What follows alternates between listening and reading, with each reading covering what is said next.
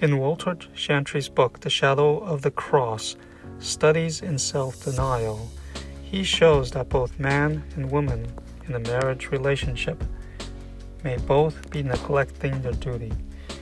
Mainly, it consists of being separated from the other and avoiding to recognize their function.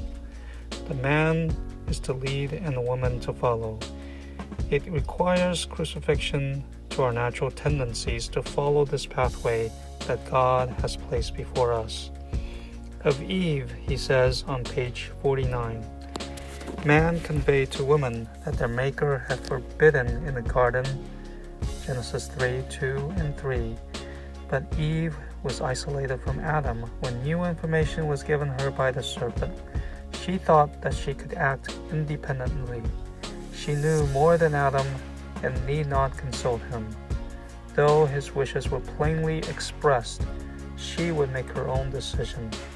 Thus was Eve insubordinate to her husband on a matter of vital importance to their lives.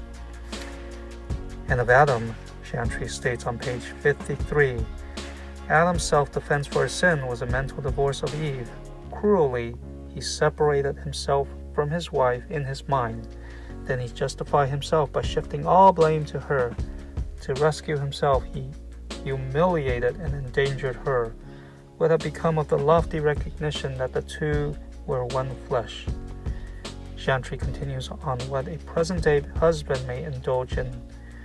Desperate to have some time for himself, a husband retreats behind newspaper or television set or bar rooms after his day's work. No communication is made from the head to his body, his wife. If she does serve his interests, he becomes angry with her self-defense, but never does he take time to confer with her and to divulge his deepest concerns.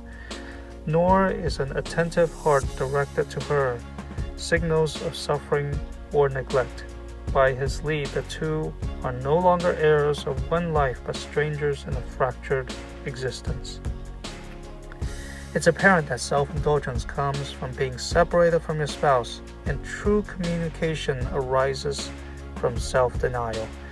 Neither the man nor the woman, after marriage, are to act independently. They are called to function in a way that brings out their God-given role, but also to communicate in a way that builds each other up. They are called into deep, satisfying, and mutual beneficial communication.